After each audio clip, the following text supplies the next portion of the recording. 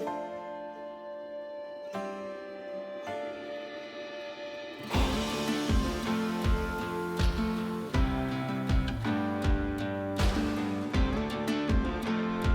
up, fisher people? It's a beautiful foggy morning here on Lake Sakakawea.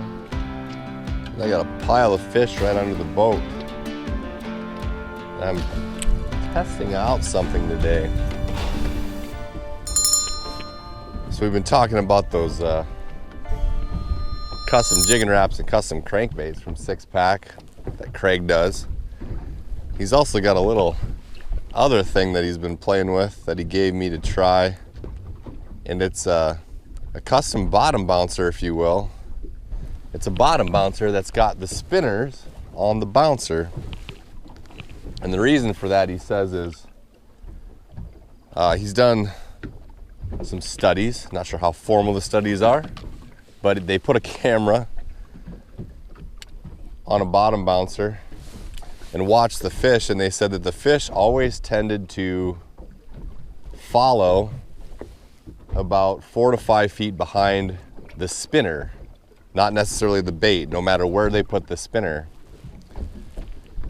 Which got him to thinking, what if we put the spinner on the bottom bouncer and kept the bait back farther? Maybe they'd be more likely to be right in front of the bait and take the bait more often. And when we get into this like late August, early September, like fickle bite situation, I've often wondered, when we're getting a lot of short bites and they're grabbing half the crawler and you're missing them, it's usually smaller fish for one thing. They're the eaters that we're going for guiding. But is there something to the fact that the spinner, like they don't want to get too close to the spinner and it puts them off a little bit so they short bite it? I don't know.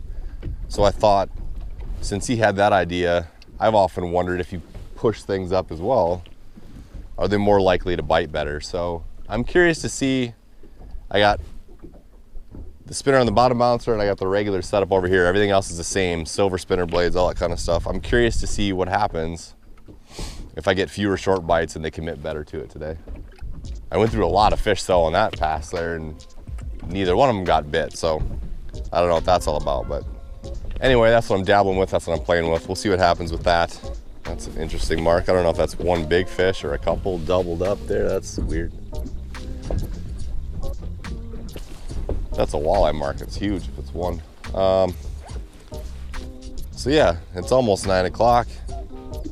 Took me a little while to get set up, but we're fishing. It's supposed to be pretty calm, high pressure, sunny, late August day. So don't know what's gonna happen, but we're gonna find out together. Right at 9 o'clock, there's a sweet pot of fish right under some bait schools. That'd probably be a better jigging wrap target. We'll see if they take the bottom bouncer though. That was an attractive looking screenshot. I want a jig wrap. But I gotta stay committed to what I'm doing. Oh, we got something going on here on the custom spinner. Biting and letting go. I don't think it's a big fish. Keeps biting and letting go. Got it, whatever it is. But the first fish, oh, it's not, that's not a walleye, that's the problem. Oh no! Okay, Craig. If your spinner's gonna catch gold eyes, we got problems, Mr. 6-Pack Custom. It's not Craig's fault. That's why that felt so weird. Ah. Anyway, he only had a 3/4. He makes other weights, but he only had a 3/4 ounce rigged up, so I added a little weight. You can see how we got the spinners right above like that. And I basically just took the spinner off the rig setup so that I could do what I'm doing. Not a good start. Gold eyes, no. Just say no. I can't help it. I have to take a moment to jig wrap those fish. I gotta see. They look nice. If I could jig wrap a couple of tanks, then I'll get back to what I'm doing. Sorry for the tangent. Just one cast should cover all that space where all them fish were. and it's right on one of these hard to soft bottom transition areas. That's probably a term you've heard a lot, but haven't maybe known exactly what it is or where and how to find them. Well, you don't necessarily just have to stumble across them. There's a way to find them. Basically, if you think about, oh God, oh, it got off. Wow. That was a hog. Oh my God, that was a big fish. I felt him bite it on the way down. Oh no. Oh. But if you think about the way sediment falls and settles in lakes, the soft stuff is gonna wither away faster than the harder stuff. So you got, if you have a point or a hump, that's probably made up of heavier, harder materials, rocks, gravel, and then it fades away to the sediment and the mud in the basin. So if you follow any point or hump out, at some point, you're gonna start to see that contrast on your side imaging and down imaging of the brighter yellow returns, if that's your color palette, versus the darker brown returns, which are soft bottom. Bright's hard bottom, dark is soft bottom. And late summer into fall, fish use those lines a lot as travel routes, kind of the same way they do the channel if it's a reservoir system. So they're a very effective place to find those fish when they're down deep before lake turnover. It's a good spot to look. So you can basically just set your depth highlight to, like, you know, in Sakakowea's case, a lot of time they're in like 35 to 40 foot around the edge of the points. But if you can see, like, they're basically like almost big flats right on the outskirts of sharper contoured points and humps. So eventually you'll watch where that point tapers down, and there's still a subtle point on the contour map, but it's not a very big one, or not a very pronounced one. And that's kind of where it all happens. So you can find a lot of those spots, drive out to them, see if you start to see that change in return on your graph. And that's how you find the hard to soft bottom transitions. And sometimes that's where you find pig walleyes that bite a jigging wrap and come off. Can't believe I lost that fish. That really makes me mad right now. I wanted to catch that one so badly. And then I could go about my merry way testing out these spinners. Oh, that was so frustrating. I'll get over it. I'll get over it. Got the jig wrap hooked. Not as big as that other one, but fish.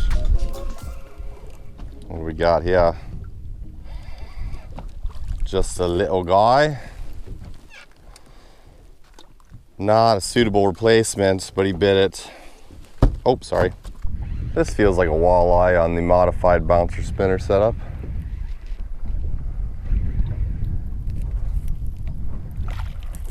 Yes, sir. No hesitation. Good bite. Like to see that. Got my jigging wrap dragged in the water, so I'm gonna get back in quick. Back to back, I got the jigging wrap hooked up this time. There's weight. I don't know if it's side weight or if it's direct weight. We're gonna find out. That was like 2 pops after I dropped the bottom buster. Is it a good fish or is it a snagged fish? He's kind of dogging down here. Come up. Come up top. Come up top. Decent fish hooked in the mouth. Fish are biting today. It's good news. Good news for everybody, just not tanks. Got another one of these Transition area is at 948. There's a mark down there in 26 feet. Pulling through it with the crawler. Of course, I'm gonna flip the jigging Rap back there too. Why wouldn't I? Be a double threat. I haven't seen the exact contrast yet of the rock to mud, but just looking at the contour of that thing, I know it's one of those things that tapers out into that muddy area. It's the right shape of a spot. That's what it's gonna be. And there it is. Harder, softer, we're right on the line here. Right on the edge of it. 949, 30 feet of water. Must have gone past that mark already with no results. They don't all bite. Tons of bait everywhere too. Bait's hitting 30, 35 foot mostly. There's gonna be fish in there, and there's also gonna be fish probably in 25 above the bait. Those are your easier biters when you got crawlers down for sure. If you're jig wrapping, you can jig wrap in the bait, but the better biters for crawlers are gonna be up above that bait usually. This is not a big fish. He came back in that shallow water yet, which is good. It's a little sauger. Just keep moving down the line here, marking new fish. I'm seeing those fish I was talking about in 25 that are above the smelt. Not a lot of them are biting, but this one did. Not finding huge fish. Finding these fish. And mostly on jigging Raps.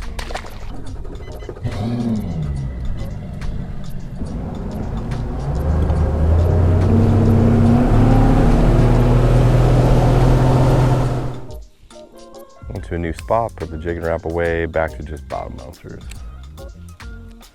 Marking really good. A lot of good marks in the graph I just pulled through. 27 foot. See if they take. Come on, fish. It's getting calmer. Calming down. Wind and the bite. Look like an automatic situation there in the graph. No biters. Got something on the regular spinner here. Doesn't feel small. This feels decent. What do we got? It's a drummer. You know, I've been thinking about actually cleaning one of these things and trying it. I've heard they're not bad. I think I'm gonna put them in there and try to fry them up. Let's do that. Moved to a new spot, and I was still rebaiting my second line when this rod went down. Got some nice head shakes going on here. Seems like a good move so far with this fish. I feel like talking quietly because it's quiet out and we got more boats around. Makes my voice really quiet. That's a nice fish. Best one of the day. Another deep transition zone. Same stuff here. Same stuff. Which one do I take? I got a freaking double. I don't know which one's better. They both feel okay. I'll get this one in. Not a great fish. This one's still on, sure is.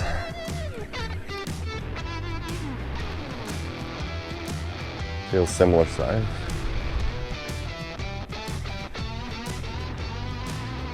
Maybe a little bigger. What do we got here? Yeah, a little bigger. We're on some nice eater fish now. This is my guide fish right here. And when you get two, you keep them both on, that's good stuff. That's good living right there. I ended up ditching the modified bottom bouncer for this reason. I think there's too much going on that thing, and it gets tangled up on the rig line a lot when I'm setting it down. So I reeled it up a bunch of times and wound up getting tangles, and 2 spinners, maybe a bit much. I think if I were to tweak it, I would take off one of the spinners to have a little less going on, and perhaps I don't know, that probably would be enough. Just, I think the double spinner is what I kept getting caught in. So just the 1 spinner, I still think it could work. I don't really need it today, and it's just getting tangled, so it's not, I think it's a work in progress, I think is what I'm trying to say. I think it's got potential. I'm curious about it. But right now, I'm gonna focus on a single spinner. Anyway, outside of that, like this transition zone that I'm fishing, I'm seeing the fish up a little higher on it. So I'm not like fishing right on the transition line, but it will be at some point the deal where you want to go right on the end of the transition line to get the bites. They're not necessarily down there. I mean, there's some down there, but you don't have to go down there. And I'd rather come up here into more of that 25 foot where I feel like I can release fish without having to worry about barrel trauma and killing fish. I don't want to kill a bunch of fish yet. I mean, I don't ever want to kill fish, honestly, but these are nice fish here. I like this. This is good stuff. Oh, my night crawler flipped off last second. Of course it would. Why does that always happen last second? I don't need my night crawler flipping off, you know what I mean? Just don't need it. See, I can catch and release these fish up here in 25. It's no big deal. I marked a bunch of them in 30 to 35, but I still get them on the inside here in 25, so that's even better. It's nice in August, 25 foot. And I am using the actual spinner blades, the thumper blades, and I love that hammered silver. It's probably, like if I could only fish with one color on Sakakawea, it would be hammered silver, maybe other places too. I don't know if there's anything in particular to it. I don't know if it gives a little hint of a smelty thing, and then they see the night crawler and say, oh, well, it's not a smelt, but I'll take the crawler anyway. I don't know. But just a great color out here. Seems to work almost any day of the week. Green's also good. Purple can be good. Hammered gold, bronze can be good. Like usual though, I'm still hoping for like 1 piggy. I'm finding nice fish. We're catching fish. We're having fun. But I want to see a toad. I like toads. I like tanks. That's about all I'm fishing for. I'm going to try to fish for 1 more tank, and then I'm going to show you a little bit more in depth about finding those transition spots. That's my closing goal for this video, so stick around for that. That's what I would like to get to. Oh, just a pile of fish down there again. And there's one of them right there. I was going to give you a screenshot, but then he bit. Sorry about that. Can't get a screenshot if the fish bites already. He's not a huge fish, but I've shown you a lot of screenshots, so you know there's fish here, right? You know there's fish here. All right, next. Missed one. Just showed you that screenshot though. So now you got the screenshot of another pile of fish. There's so many piles of fish here. They're sitting just right below that little ledge. And I missed my opportunity. Must not have been super big. Oops. Another mountain of fish. Let's see if this is an automatic bite. Doing a little pumping. Pull it forward a little bit, speed it up, and then drop it back. Sometimes that triggers bites well too. Pull it forward, drop it back. Oh, I'm running off my spot. I gotta turn around. Okay, got a little lunch fish here. I decided to leave the school and go looking around for a bigger Lone Ranger. And I would say it's not really a bigger one, but I also didn't want to get a bite every 2 seconds while I was eating lunch. It's not very often you get away from too many bites, right? So before my battery runs out, before I forget, let me show you a little bit about these transition zones that I'm talking about. And the first thing that we can do here is go to our Humminbird menu and get your highlight set right. So you get your highlight min and max there. The 25, 35, that's kind of where I'm seeing fish. So you get that going. And then you can see all this green stuff out here that's like your fishable water, right? So that's kind of your target area. And this hump is what I'm looking at right here, or this point. And the meat of this structure is up here in those tight contours, but this faded stuff out here in that green, that's that transition area. So if you run up on top of that stuff, that's where we're gonna start to see the change. And right now there's fish up on top, right at the base of those tight contours, but there's also some fish transitioning out here into the green part, into the flatter stuff. And it's gonna happen more and more as you get closer to fall turnover, that they do that sort of thing. So now as I come across, if you look here, eventually you're gonna start to see the hard to soft transition happen, probably at about 40 feet or something like that. So see, we got some mud, and now we're starting to get darker, brighter, stronger returns, brighter returns. So now you're seeing that harder bottom as it gets brighter. And there's a fish down there in 39 feet out on the transition area itself. There's another fish down there, 38, a couple more fish. There's gonna be a lot of fish down here for sure. But then today still, I'm still seeing some fish kind of up on top of this structure too. So as we come across it and get up shallower into like 28 to 25, we're still probably gonna see some more fish. So now you can see it's getting really bright up here. It's a lot harder bottom, a lot rockier. There's a fish down in 31, more fish 31, fish 30, fish 29, more fish 29, 28, more fish. Look at all those fish in 28, 27. And now you can start to see some of the rocks up here too, specifically. So those fish are like sitting right off the rock line. Still up on structure, kind of a summertime thing, more fish down there.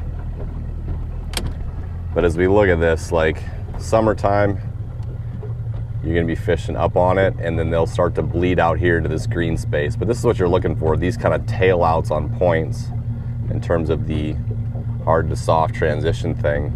So when you hear that next time, you know exactly what they're talking about. I'm gonna see if I can't pull a few more fish out of here, but I'm also gonna throw in there some examples of some more contrasting hard to soft transition. So that one was, the formation and the structure of it looks pretty good, but it's not quite as visually contrasting as some that you'll see that go from really dark to really bright returns. So here's a few other examples right now of some that are very, very, very obvious when you see it on down imaging and side imaging. But nevertheless, that's kind of what you're looking for, is that very sharp, obvious point, and then the subtle tapering part around it. And sometimes you'll also find like just really subtle humps out in the middle of a base. So you might be like 40 feet everywhere, and then it comes up to like 35. Very subtle hump, but that hump's there because there's a harder bottom. So you can also find it on humps. I don't have an example of that in the area that I'm at right now, but that's usually a good example of the same thing. And again, the reason you're gonna know that that's a transition, if you see very flat bottom and then just a subtle 2, 3, 4 foot rise, is because of the way sediment erodes around it. So that can only be there because it's rock and it's not washing away, whereas the mud around it is washing away. So any subtle little bump in the bottom is likely to be a hard bottom surrounded by soft bottom. Well, no hogs today, but hopefully that helped demystify this whole idea of what a hard to soft bottom transition is, where to find them and how to fish them, and when there are effective places to fish. And if you did think that, I'd appreciate it if you give the video a little thumbs up. maybe subscribe to the channel, maybe support through Patreon. And I'll see you in the next video. Later, fisher people.